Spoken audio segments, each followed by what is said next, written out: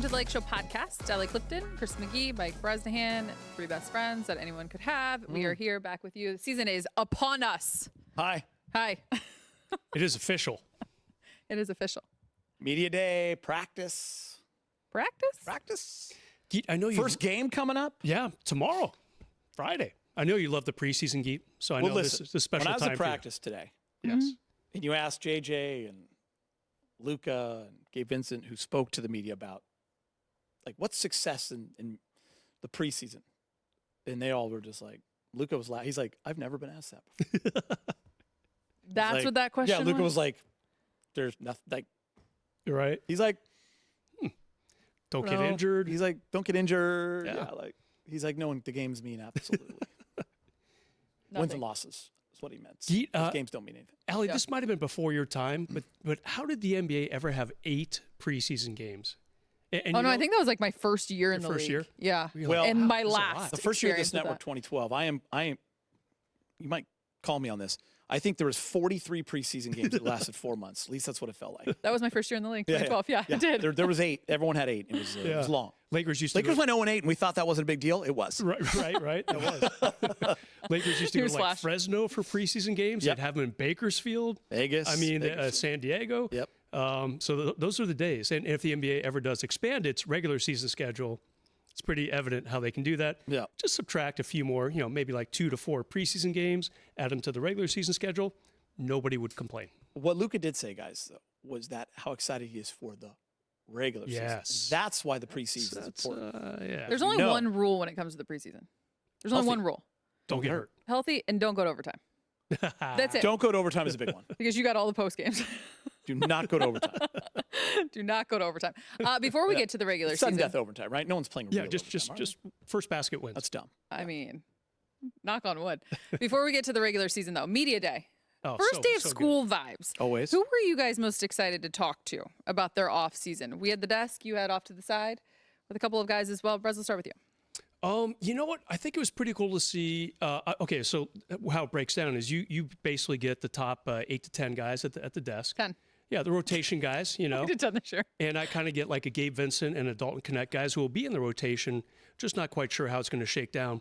I think talking to Dalton Connect was pretty cool. He had a really rough second half of the season. What did he say about that?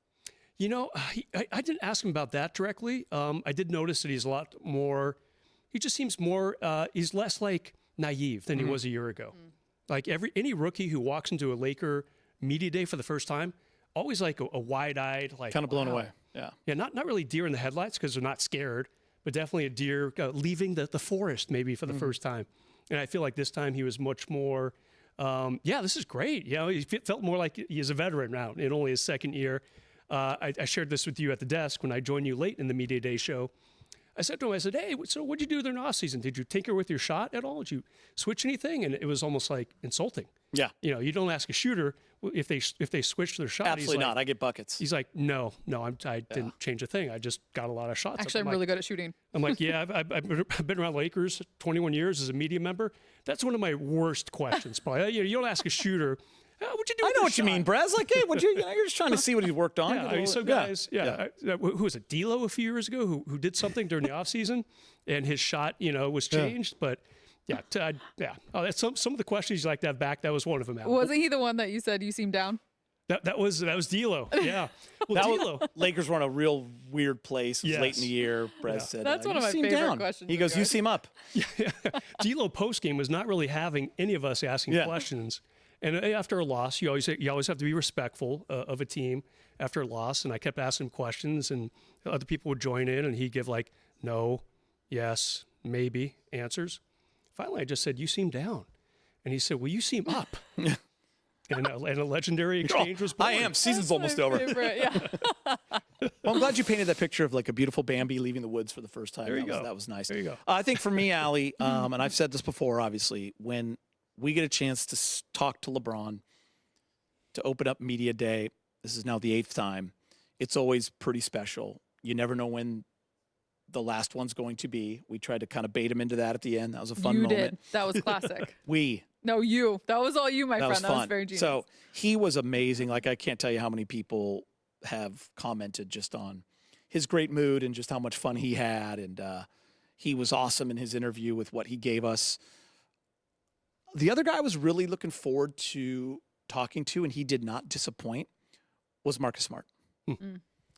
I had never spoken to Marcus Smart. I remember because we did a lot of summer shows that year because we had the draft lottery and we had the 7th pick and we were doing mock fake drafts in here all the time. All the time. And a lot of times Marcus Smart was going 7 to the Lakers. Sometimes he'd go 6 to Boston. Sometimes he'd go 5.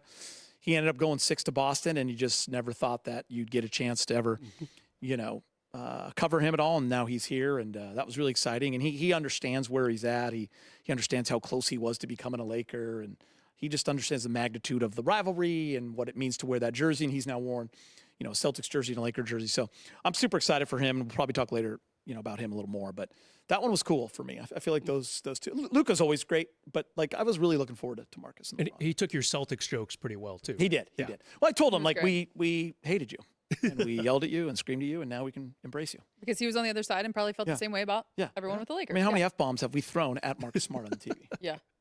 Lots. I love the moment with Big Game and Jake LaRavia listening to Jake talk about his father being a lifelong Laker fan Showtime and era. asking him his name, shouting him out. You could just see Jake's eyes light up, and he was just like, my dad's going to love that. That, I agree with you on Marcus Smart, on LeBron, of course. We're going to talk about golf in a second. But just from a cool, calm, collected, I think we all felt this way, Bronny James. Yep. Impressive. Just his demeanor, his chill vibe, his energy, but also no matter what was said about him, all the opinions, all the expectations from last season, you could tell that he locked in on what was most important, and that was his mentals and taking the approach of JJ and the plan laid out, the reps, the opportunities, no matter where they came. And he was just awesome.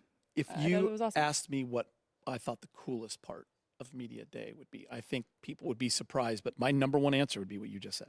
Yeah. I don't know what it was, if it was because he closed, you're coming off a great day where everyone feels good, you feel good as a company, as a network, everyone's involved that we work with, everyone's crushing it, from the producers to everyone here to everyone on site. Our whole crew is there. It's awesome, super fun, and everyone feels good. But Bronny closed it, and the year before, he's a rookie. He's under the microscope. He's with his dad, and he crushed it that day too. And that was a huge moment for us to have them both a year ago on set.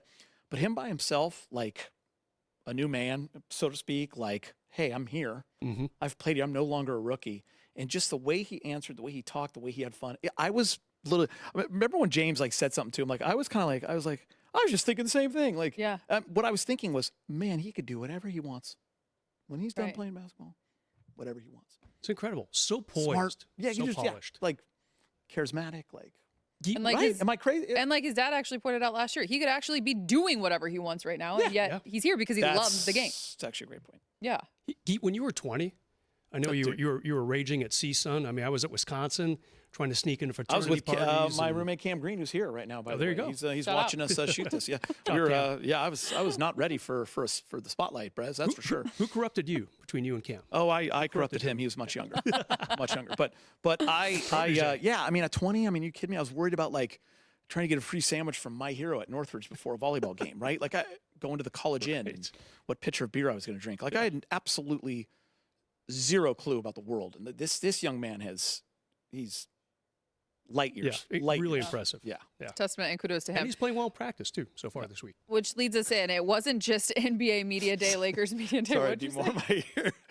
Busting out the My Hero. I love that. True story. Tomato salad and turkey. Amazing. Tomato salad? He made this Howie was his name. He owned it. He would give us free sandwiches before NIL was. This is in the early 90s. You weren't even born yet. And tomato salad was this tomato salad that he would put on the sandwiches. Howie. So you go turkey, tomato salad. That sounds so good. I Game want days. Jimmy John's. Yeah. Freaky fast. I want it next. My Hero. It wasn't just Lakers and NBA Media Day on Monday. It became the Golf Channel, in case you guys missed it. Because that was another major topic for us at the desk. It really It's was. fun to watch. So I have a question for you. We should actually put this on X. I think it would be a great poll. Who do you guys think would win in a scramble match? You've got LeBron and Austin Reeves Yeah. versus Big Game and Bronny. Saw that. And can we make this happen? We need Okay. to broadcast this. You said we're doing a scramble, God, that's good. which means, you're hitting from where the best shot is. Okay. I feel like AR can carry LeBron in that situation. I feel like James and Bronny are going to hold their own. And if it's match play, and we're getting strokes for big game and Bronny, I know I'm going deep golf here. I think they have a shot. But if you're going to scramble style, I think we put that on Spectrum SportsNet. We run this at Mountain Gate, and we get this going. But I'm going with AR, and I'm going with Bron. And I think James has played with AR. I think he'd agree with me. Yeah. I think we do this. But I think we do it. That's a great point. And I'm caddying. With it's best ball, right? So you just go to the best. Yeah, and there is a caddy. best ball format, which is a little different, but Okay. scramble, yeah. You caddy, I'll drive the cart. Okay. Deal. And pour the drinks. Then we'll go to my hero afterwards. Talk to Howie. My hero, a real thing. All right, training camp is underway. First preseason game tomorrow, Friday night, Spectrum SportsNet. We got you. We could potentially see some of the Lakers' new additions. You got DeAndre Ayton, you got Marcus Smart, you got Jake LaRavia. Which guy do you guys think, we'll start here, will be the biggest X factor? So we won't see Marcus Smart tomorrow. He's not going to play probably both preseason We games know this that. weekend. I think next week we'll see him. But I do think he and DeAndre Ayton, I'm going to put these two guys as 1A, 1B. Because to me, I don't know, Allie, who I would pick if you were forcing me. They are my two X factors. They are the new additions, but those guys have to be what we hope and what we know they can be for this Laker team to win. And Luka was asked at practice about DeAndre Ayton and the pick and roll and all that. But what a successful year looks. What does that mean for DeAndre Ayton? And what does that mean for everyone? And Luka was like, he's really important to this team. If he has a great year, that's great. Like, we're winning games, Yes. basically, is what. Yeah. The Lakers are good. If he's having a great year, Lakers are they're above the line and they're in that top 6, probably top 4. And it's good personally for him, Brez, because He could be a free agent. then he could make another bag. I'm sorry, you had DeAndre 1A or I don't know, Marcus Brez. 1A? I don't know. I don't know. I don't know. It's definitely those two. Those the are just my two X-factors. that I'm most like. I think they're X factors. Yeah, I mean, maybe LaRavia's the bronze medalist in that group. But I'm going to go with Marcus Smart just because we haven't seen enough of him Yep. the last couple of years because of health. He's had some injuries. He's bounced around a couple of different teams. Left the Celtics, obviously. That was big news a few years ago now. And so if he can give this team 70 games, I mean, which is about what he's played combined the last 2 years. If he can give him 70 this season, I think that's a great starting point for him. Because I think the ability will be there. He's not scrimmaging yet, Geet. He was doing stuff off to the side, individual drills yesterday. I assume more of the same today. Like you said, we're not going to see him Friday in the preseason opener, probably not Sunday either. He's my X factor. He's my 1, and I'll put DeAndre 2. I kind of think, first of all, DeAndre's younger, and I think he's going to get his 15 points and his 10 rebounds in his sleep. And so I think we know what we're going to get from him. Not bad options to have to rank. Right. Speaking of ranking, last week ESPN did I love these, annual top 100 players in the league. Saw this. Yeah. Crazy. I saw the The top 10, they kind of LeBron cliffhanger there. was ranked Yeah. 8th. Best player in the league. Luka Doncic was ranked 3rd best. SGA ranked number 2. Nikola Jokic at number 1. First of all, we've actually talked about this a lot. He's about to be 41 years old. When was the last time a 40-year-old was considered a top 10 player in the league? Never. Never. That's never happened. It's never happened. Even like a 38-year-old, you're getting up there Top in age. 10 player in the league? No. Okay, A valuable player in that the is league? the correct No, answer. sure. Yeah, So never. we're going to take it one step further because there are other leagues. Tom Oh, Brady. any league. Okay. That wasn't the first question. You guys were correct. Okay. Yeah. Now let's take it one step Okay, further. Got it. Yeah. Is Geeter that who mentioned you Tom have Brady. to go to? I was going to say Tom Brady. Brady because, listen, he won a Super Bowl in his 40s when he was in Tampa Bay, and he was still that dude. I would have to go Tom Brady as the one guy that I'm thinking off the top of my head. In baseball, Those guys can play a little bit longer. I'm trying to think at 40. Um, I don't think Geeter was still those kind of guys. Were still, yeah. Were they effective or That playing is- at that? Wasn't Braun considered number 10 last year? yeah, Oh, you know so he what? went I was up. kidding. So it's funny. I was wondering, like, 7 last year. I He thought went the to 8. big Okay. headline for me was that he was 8th, was because ESPN notoriously will do something stupid. I know. With their rankings to get everyone.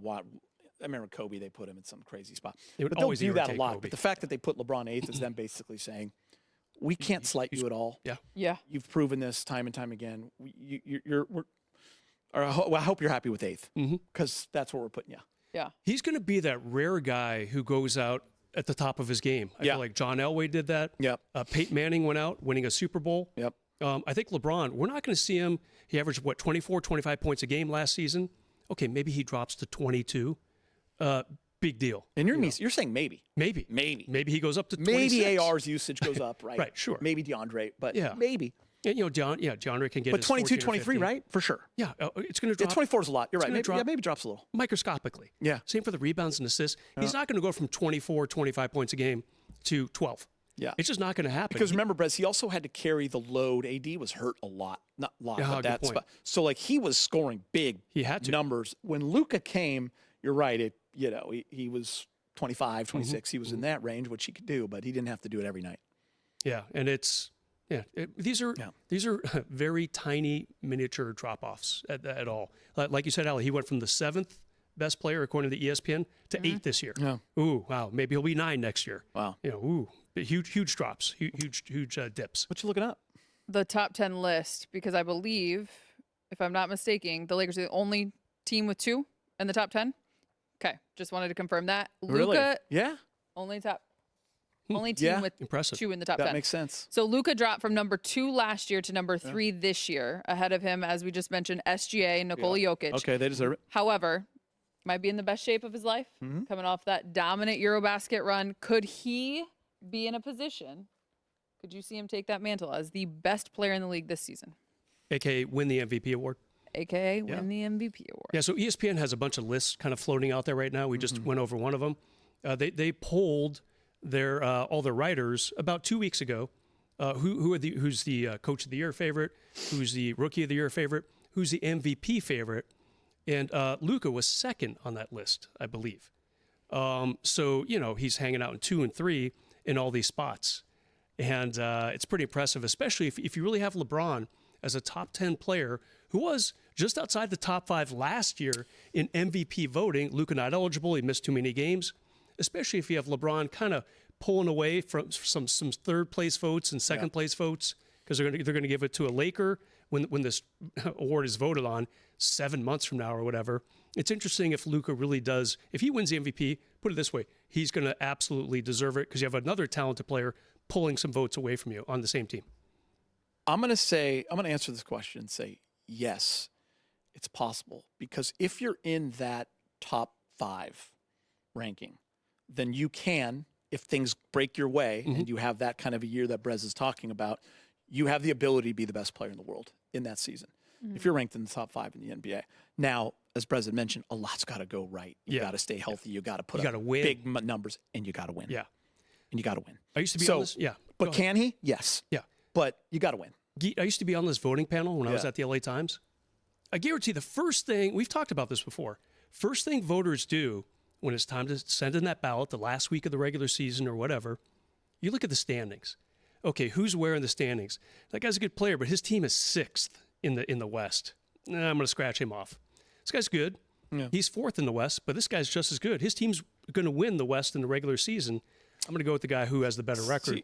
Winning team record is probably the most important consideration in my mind. And then you start looking at stats and importance to your team. Unless you're talking about the WNBA. From the day he started, though, you've talked about that because you used to vote. Yeah. I've always appreciated that, Brez, because listen, I complain about it enough when it comes to high school volleyball all the way till the NBA. Like, I don't think people reward winning enough.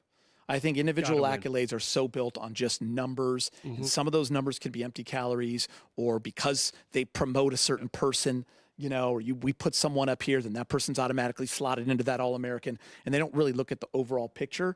Winning matters. When it comes to these awards, I mean, obviously, if you have, a Shohei type season and you hit 55 bombs and say you steal 50 bases and your team's 4th, you can still win the MVP for sure. Sure. Because you've had, Russ averaging a triple-double that year in KC. Yeah. But winning should play into it. Should always play into it, in my opinion. Shout out Shohei. Yeah. Go Dodgers. Dodgers. Let's go. We're going to take a quick break now. When we return, we're going to talk preseason and preseason lineups. Stick with us. Welcome back to the Lakeshow podcast. I am not your host, but if you're enjoying this show, you can check out more original podcasts from our Spectrum News journalists on the Spectrum News app. Just head to the podcast section to listen to the latest episodes. You can download the Spectrum News app on the App Store or Google Play. Well done. Heat. How's Well that? By the done. way, I'm jumping in. The reason why I took that is Why? because it's baseball season. It's playoffs. The Dodgers just won the wild card. They're heading into the divisional series. And we were talking about lineups and what we liked and all that kind of stuff with, guys playing in the preseason. So it got us thinking Dodgers, and it got us thinking some other things, right? So we're going to go baseball theme for you. We're going to play the Allie game. Oh, my God. I know. Andrew Miller didn't tell you. Andrew Miller didn't tell you. But he put this is so fun. We're going to do the Allie game. And here's the theme. Big leaguer, or big screen. So they were in a movie, or they were in the big leagues. I'm going to give you characters, tell you what team they played for. Is that a movie character, or is it a real-life baseball player? This is going to be really bad. Are you ready? His arms are already crossed. Yeah, Dodger legend, Benny the Jet Rodriguez. That is freaking Sandlot. Okay. Hey. You're excited. So what do I say? Big screen? Yeah, big screen. Big screen. Detroit Tigers pitcher Billy Chappell. That is big leagues. No, that's For the Love of the Game, and that's Kevin Costner. White Sox outfielder Shoeless Joe Jackson. That is a movie, a big screen. No? Well, yeah, the movie's 8 Men Out, but that's a real baseball player, Shoeless Joe Jackson. Okay, so he's both. So I actually wasn't wrong. All right, fine. Wow. And then I was going to say he's in the movie. St. Louis Stars, Cool Papa Bell. Big leagues. Big leagues. Good call. Oh, this is New York Knights. I mean, Roy Hobbs. Roy Hobbs. Hit that bomb. To beat movie. Yes, The Natural. Okay. Robert Redford. R.I.P. R.I.P. Henry Rowengartner, Cubs pitcher. Legit. Big leagues. No, big screen. Rookie of the year. Okay, Cubs pitcher, Three Finger Brown. Big leagues. Big leagues, yes. No, why they call him Three Fingers? Because he had 3 fingers. 3 fingers, there you go. Okay, Allie. Now we're going Cleveland Indians and Guardians. Okay? Okay. The Judge, Frank Robinson. Big leagues. Nice. Yes! Nice. Yes. Brett, I won't let you down. Brett's panicking over there. Oh, man, Ricky Vaughn. Call him the Wild Thing. Screen. Big screen. What's the movie? I know it. Just say it. The Major League. Okay. Yeah. Nice. I wasn't going to say. I did know that. Outfielder, Willie Mays Hayes. Big leagues. No, big screen. That's what I meant. Willie Mays. Willie Mays played baseball. Hayes. Willie Mays Hayes came up short, sliding into second by 6 feet. Okay? Wait, so is it the big screen or big It's a big league? screen. Yeah, Willie Mays Hayes is a movie okay. character. You added Played by? Ooh. Charlie Sheen. What? I'm kidding. What's the movie, though? I'm kidding. Major League. Oh, same thing. Yeah. Duh. Charlie Sheen was... Who was the actor, Geeter? I should know this. Outfield. Yeah, no, Wesley Snipes. he was the Wild Thing. You're killing me right now. Okay, Bob Feller. Bob Feller, pitcher. Boom and Bob. Indians. Bob Feller. Big leagues. Big leagues. Nice. Yes. By the way, it's Wesley Snipes that played that. I said that. Okay. Big leaguer or big screen? Outfielder.